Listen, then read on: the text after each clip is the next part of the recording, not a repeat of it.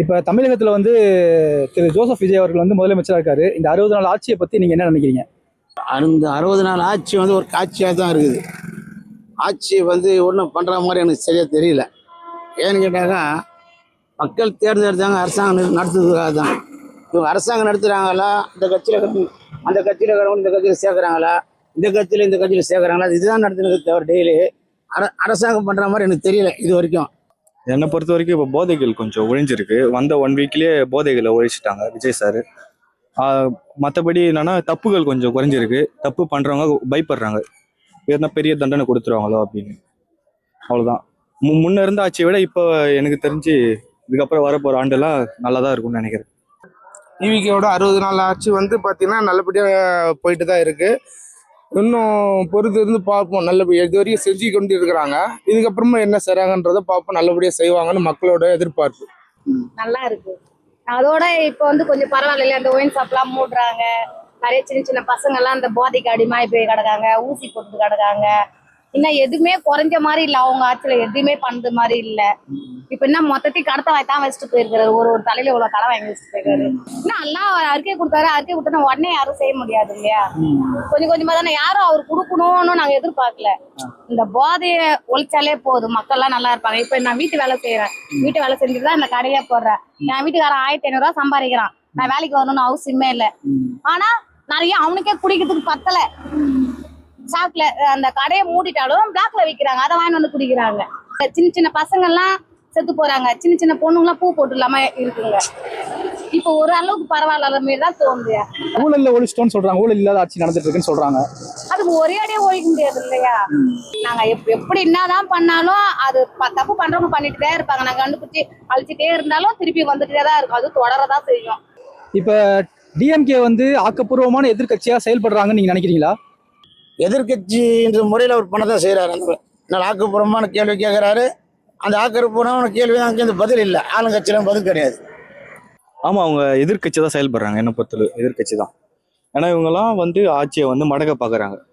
புதுசாக ஒருத்தர் உள்ள வந்துட்டாரு, இவரை வந்து வளர விடக்கூடாது அப்படின்னு. என்னை பொறுத்த வரைக்கும் விஜய் சார் வந்து கண்டிப்பாக நல்லது தான். இப்போ தொடர்ந்து எல்லா கட்சிக்காரங்களும் தாவேக்காவை நோக்கி நகர்றதுக்கு என்ன காரணம்னு நீங்க நினைக்கிறீங்க? ஏங்க, காரணம் வந்து எல்லாருக்கும் தெரிஞ்ச கதை. இது வரைக்கும் வந்து இப்போ ஏற்கனவே 5 ஆண்டு காலம் வந்து அதிமுக வந்து எதிர்கட்சியாக இருந்தது. திருப்பி வந்து இப்போ ஆளுங்கட்சியாக வரும்போது ஆதரவு வர முடியல. இப்போ எதிர்கட்சியாக இருக்குது. இந்த 5 ஆண்டு காலத்தை போட்டு இன்னும் 5 ஆண்டுகளை போட நம்மளால சம்பாதிக்க முடியாது. அந்த பதவியில் அந்த மரியாதை போயிடும். அதுக்காக தான் வந்து அந்த அரசாங்கம் எது ஆளுங்கட்சியில் அந்த கட்சிக்கு போகிறாங்க. ஆனால் முக்கால்வாசி பேர் போயிட்டாங்கன்னு சொல்றதுன்னா வந்து இவங்க மந்திரியை பார்த்தா எம்எல்ஏ பார்த்து கட்சி கிடையாதுங்க. எங்களை மாதிரி ஒரு தொண்டனை பார்த்தா அந்த கட்சி இருக்குது.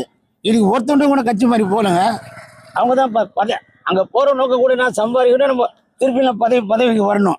அந்த நோக்கத்தின் அடிப்படையில் தான் அவங்க போகிறாங்களே தவிர மக்களுக்கு நல்லது பண்ணணும்னு சொல்கிற நோக்கத்தில் போகலாம். அவங்க எம்ஜிஆர் உருவாக்கப்பட்ட கட்சி இது. ஜெயலலிதா கட்டி காத்த கட்சி இது. இன்னைக்கு வந்து ஒரு எடப்பாடி பழனிசாமி வந்து ஒரு எம்ஜிஆர் ஜெயலலிதா கிடையாது. அவர் ஒரு சாதாரண இந்த மாதிரி ஒரு தொண்டை தான். அவரு அந்த தொண்டை வந்து 10 ஆண்டு காலம் அதிமுக வந்து கட்டி காத்துருக்கிறாரு. அப்போனா வந்து அதிமுகவில் வந்து நின்று ஜெயிச்சு எம்எல்ஏ சீட்டு கொடுத்து எம்எல்ஏ பிரச்சாரம் பண்ணும்போதுனா வேட்பாளர் நியமனம் பண்ணும்போதுனா தெரியல. ஆனால் கட்சி வந்து விஜய் ஆட்சிக்கு வந்ததுமே அதிமுக தலைமைகள் வந்து சரியில்லைன்னு பேசுறது எந்த வகையில் நியாயம் சொல்லும் பார்க்கலாம். இப்போ ஏடிஎம்கேல இருந்து எல்லா முன்னாள் அமைச்சர்கள், முன்னாள் எம்எல்ஏகள் எல்லாமே வாரம் வாரம் டிவிக்கில் சேர்ந்துக்கிட்டு இருக்காங்க. இதுக்கப்புறம் வருங்காலத்தில் ஏடிஎம்கேவோட நிலைமை எப்படி இருக்குன்னு நினைக்கிறீங்க? ஏடிஎம்கேவோட நிலைமை இப்போவே அவ்வளோதான் ப்ரோ. பெஸ்ட்டு டிவிக்கே தான். ஏடிஎம்கேலாம் இல்லை, எல்லாருமே டிவிக்கே வந்துடுவாங்க. அதுக்கப்புறம் எதிர்காலம் என்னவா இருக்கு? ஆல்ரெடி வந்து முற்றுப்புள்ளி மாதிரி தான் இருக்குது.